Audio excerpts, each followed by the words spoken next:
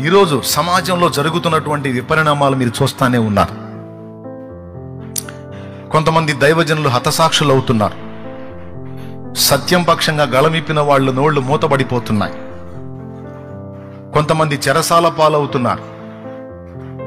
కొంతమంది కొట్టబడుతున్నారు. కొంతమంది దూషించబడుతున్నారు. ఈరోజు అన్య సమాజం పడగలెత్తి బుసలు కొడతా ఉంది క్రైస్తవ సంఘం మీద. మరి ఇప్పుడు మనం చేయాల్సినటువంటి కర్తవ్యం ఏంటి? రైట్, మన సహోదరులు రోడ్ల మీదకి వచ్చి నిరసన తెలుపుతా ఉన్నారు. జరుగుతున్న దుర్మార్గాల్ని ప్రభుత్వాలు అరికట్టాలి, చర్యలు తీసుకోవాలి, న్యాయం జరిగించాలని రోడ్డు మీదకి వచ్చి తమ వంతుగా అన్ని ప్రాంతాల్లో సేవకులు, విశ్వాసులు రోడ్లెక్కి ర్యాలీలు నిర్వహించి చనిపోయిన దైవజనుని కుటుంబానికి సానుభూతి చూపుతూ మరోపక్క క్రైస్తవ సంఘం మీద జరుగుతున్న ఈ దుర్మార్గాన్ని అరికట్టాలని గళమెత్తి ప్రభుత్వాలని ప్రశ్నిస్తున్నారు. ఇది శుభ పరిణామం, మంచిది, దేవునికి స్తోత్రం. ఇన్నాళ్ళకి మన వాళ్ళలో చైతన్యం కలిగి మరి ప్రభుత్వాలను కూడా ప్రశ్నించే స్థాయికి క్రైస్తవ సంఘం వచ్చింది. ఈరోజు రోడ్ల మీదకి అందరూ కలిసి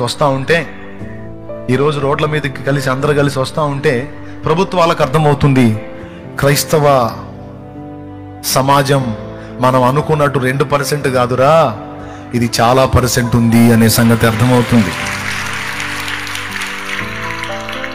మళ్ళా ఎవరి ప్రోద్బలం లేకుండా పైసా రూపాయి పెట్టుబడి ఎవడు పెట్టకుండా ఎవరికి అంతటకు వాళ్లే స్వచ్ఛందంగా రోడ్ల మీదకి వచ్చి మాకు జరుగుతున్న అన్యాయాన్ని మేము నిరసిస్తున్నామని ప్రభుత్వాలను నిలదీసి ప్రశ్నించి న్యాయం కోసం ప్రభుత్వాలను ప్రశ్నించటం అనేది ఒక శుభ పరిణామం, మంచిది. శ్రమలు కలిగినప్పుడే సంఘము సంఘటితం అవుతుంది అన్న వచనం నెరవేరుతుంది. మరి సంఘానికి కలుగుతున్న కొన్ని శ్రమలు మనలో సమైక్యతను తీసుకొస్తున్నాయి. ఇది శుభ పరిణామం అని నేను అనుకుంటున్నాను. కానీ జరిగిన ఉదంతం దారుణం, బాధాకరం. మంచి దైవజనుని కోల్పోవటం దుఃఖకరం. అయితే ఇంకొక విషయం ఏంటంటే, ఒక స్టెఫను నిద్రించిన చోట ఒక పౌలు లేచినట్టు శ్రేష్టమైన భక్తులు కన్నుమూసిన చోట అంతకంటే శ్రేష్టమైన భక్తులను దేవుడు లేపగల సమర్థుడు. మనం కోల్పోయినటువంటి దేవుని పాత్రల్ని దేవుడు తన యొద్దకు తీసుకున్నాడు, మహిమలో ఉంచుతున్నాడు. పరదైస్ ఆనందంలో ఉన్నారు వాళ్ళని కోల్పోయామని మనం దుఃఖపడుతున్నాం. అయితే వారి స్థానంలో దేవుడు పౌలులను లేపగలుగుతాడు, ఆయన సమర్థుడు. అయితే ఇక్కడ మనం గమనించాల్సిన రెండో విషయం ఉంది. గళమెత్తి ప్రభుత్వాలను ప్రశ్నించటం ఎంత అవసరమో ఈరోజు మన సమాజానికి అర్థమైంది. ఈరోజు కొంతమంది నా గురించి కూడా ఎదురు చూస్తూ ఉంటారు. అందరికంటే ముందు రోడ్డు ఎక్కుతాడుగా శాలేమన్న, ఎందుకని రోడ్డు ఎక్కలేదని. ఎక్కుతా రిపోర్ట్స్ కోసం ఎదురు చూస్తున్నాను నేను.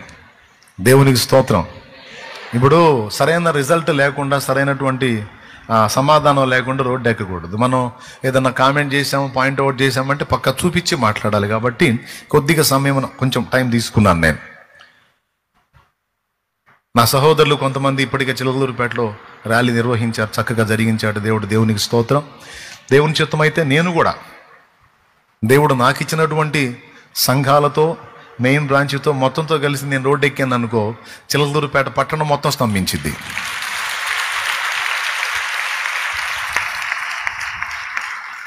అది నాకేం కొత్త కాదు. ఆల్రెడీ నేను ఈ పని చేస్తున్నాను. కొంతమంది నన్ను అనుకోవచ్చు, శాలేమన్న బయటికి రాడేందని. నేను చెప్తున్నాను, కొంచెం నా వీడియోస్ ఉంటాయి యూట్యూబ్లో అప్లోడ్ చేయబడి, కొద్దిగా వెనక్కి వెళ్ళి చూడండి. అప్పుడు యూట్యూబ్లో లేవు, హడావుళ్ళు లేవు, ఏమీ లేనప్పుడే గుడ్ ఫ్రైడే రోజు ఆరాధన సగంలో ఆపేసి సంఘం మొత్తాన్ని తీసుకొని రోడ్డు ఎక్కితే ఈ దరి నుంచి ఆ దరికి ఎన్ఆర్టీ సెంటర్ దాకా ఈ గుంపే ఉన్నారు, మన గుంపే ఉన్నారు. ఏది అప్పుడు సంఘాన్ని, ఇప్పుడు సంఘం తీసుకొని రోడ్డు ఎక్కే మనకి అదే చెబుతుంది. ఈ దరి నుంచి గడియార ఇక్కడికి మొదలు పెడితే గడియార ఆ సౌత్రా సెంటర్ మొత్తం ఉంటుంది. సేవకులు సంఘాలతో సహా వచ్చి దిగుతారు మనం ర్యాలీ చేద్దామంటే. అయితే ఈసారి నేను ఇంకొక పని కూడా ఆలోచన చేస్తూ ఉన్నాను. ఈ దుర్మార్గాలు ఇలానే కొనసాగితే వేరే ఆలోచనలు కూడా నాకున్నాయి. ఈసారి ఒట్టి ర్యాలీలు కాదు, అవసరమైతే నిరాహార దీక్షలుగా పూనుకుంటాం, టెంట్ వేసుకొని కూర్చుంటాం. న్యాయం జరగాలి, ఆ పని కూడా పూనుకుంటాం.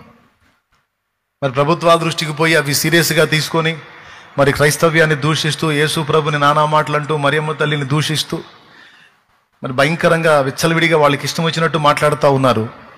మరి వాళ్ళనే అదుపు చేయలేదు, వాళ్ళనేం కట్టడి చేయలేదు, వాళ్ళ నోళ్ళనేం బంధించలేదు. మరి అన్యాయం జరుగుతుందని అన్యాయాన్ని ప్రశ్నించిన వాళ్ళని జైళ్ళకు పంపుతున్నారు, వాస్తవాన్ని వాస్తవంగా మాట్లాడినందుకు చంపుతున్నారు.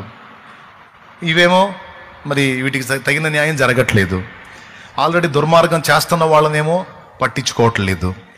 స్పష్టంగా కనపడుతుంది. కాబట్టి ఒక పూట ర్యాలీ చేసి చేతులు దులుపుకోవటం అన్నది కాకుండా అవసరమైతే నిరాహార దీక్షలో పూనుకొని మరి ఆ విధంగా కూడా చర్యలు తీసుకోవాలనేది మేము ఆలోచన చేస్తూ ఉన్నాం. ఆ పైన దేవుని చిత్తం. ఒకవేళ పోలీసు వారు స్పందించి న్యాయమైన విచారణ జరిపించి జరిగిన దానిలో వాస్తవాలు తేల్చి న్యాయం జరిగిస్తే దేవునికి స్తోత్రం. జరిగించకపోతే ర్యాలీ చేస్తాం, అవసరమైతే టెంట్లు వేసుకొని నిరాహార దీక్ష కూడా చేపడతాం. ఓకే, నేనే ఒట్టిగా లేను, ఎవరు ఎట్టబోతే నాకెందుకని కూర్చునే రకం నేను కాదు. సమాజానికి ఇవ్వాల్సిన సంకేతం సమాజానికి, ప్రభుత్వాలకి ఇవ్వాల్సిన సంకేతం ప్రభుత్వాలకి ఇవ్వటానికి మేము సిద్ధం. అయితే ఎందుకు సమయంలో పాటిస్తున్నామంటే రిజల్ట్ కోసం, ఆ రిపోర్ట్ కోసం మేము ఆగున్నాం. సో అది కాలయాపన జరుగుతుంది, చూద్దాం. ఈ రెండింటికంటే ముఖ్యంగా అసలు మైండ్కి వస్తున్న, జాగ్రత్తగా వినండి, ఇవి అవసరమే. ఇవి చేసి రోడ్డు మీదకి వచ్చి ప్రశ్నించిన వారిని నేను ప్రోత్సహిస్తున్నా, సంతోషిస్తున్నా, దేవుని మయంపరుస్తున్నా. ఎందుకంటే ప్రశ్నించడం తప్పు కాదు. పౌలు కూడా ప్రశ్నించాడు, యేసయ్య కూడా ప్రశ్నించాడు. ఇన్ని కార్యములను చేసి తిని ఏ కార్యం నిమిత్తము నన్ను రాళ్లతో కొడుతున్నారు అని అడిగాడు. నేను రాళ్లతో కొట్టి చంపుతామన్నారు కదా, ఇన్ని మంచి కార్యములు చేసి తినే కదా, ఏ కార్యం నిమిత్తం నన్ను రాళ్లతో కొట్టుదురు అని ప్రభువు ప్రశ్నించాడు. పౌలు కూడా కేసు విచారణ చేయకుండా, నేరం రుజువు కాకుండానే రోమీయుడైన ఒక పౌరుని మీరు శిక్షిస్తారా? ఈ హక్కు మీకు ఎవడిచ్చాడు? నన్ను ఎందుకు అట్లా చేశారు? చెరసాల నాయకుడు మీరు పోండి అంటే నేను పోను. నువ్వు రక్షణ పొందావు, నువ్వు బాప్తీసం పొందావు, నువ్వు సర్దుకో. మమ్మల్ని ఇక్కడికి తీసుకొచ్చి బంధించి కొట్టిన వాళ్ళ సంగతి మేము తెలుసుకోవాలి అన్నాడు పౌలు. ప్రశ్నించడం తప్పు కాదు.